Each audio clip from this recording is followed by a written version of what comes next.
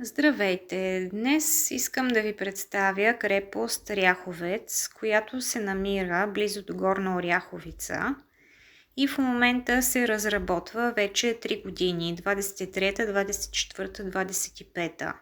Всъщност, първите разкопки на крепостта са доста рано, но те са били високо на хълма, където са открити освен стени и част от жилища, като откритата част е по-висока от 1,20 м, което е сравнително добре запазена каменна структура.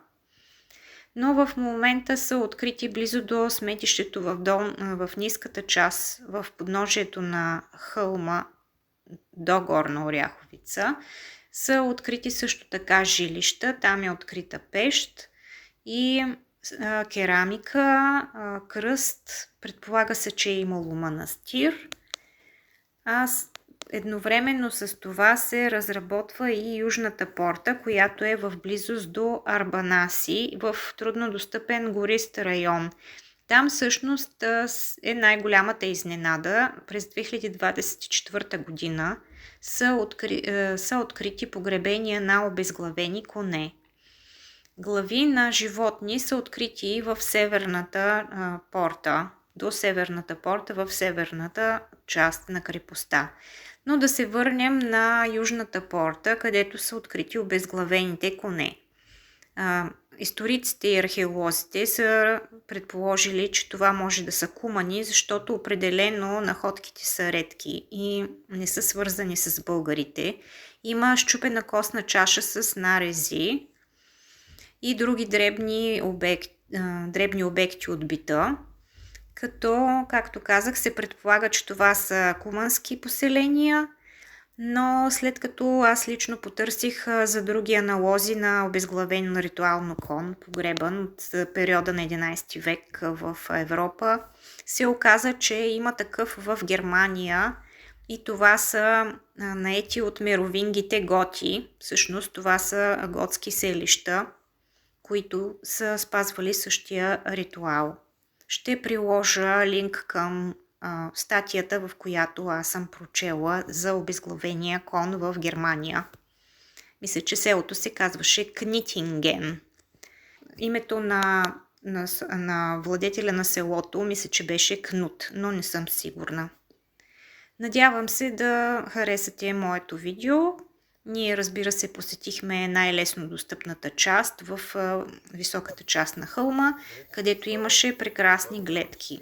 Много благодаря за прекрасната схема от Лари 55, чийто блог аз също следя. Приятен ден и надявам се да харесате моето видео. Чао, чао! Снимане. Обаче това го нямаше, да, Криси. Това сега са го изкопали. И там надолу това също сега са го изкопали. И тук май са наставили някой друг камък. Това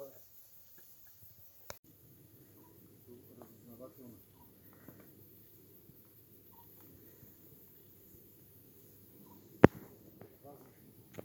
Нападение. Какво е стръмно. Там долу са стояли войници.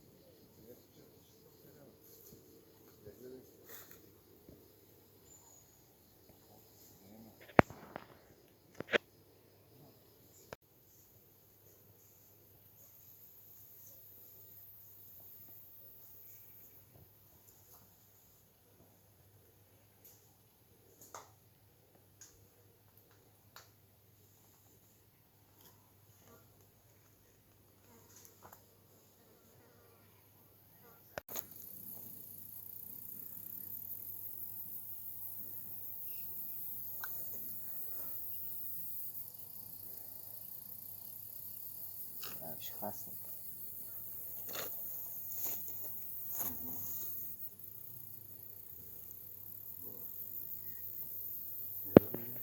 Къде е това общо?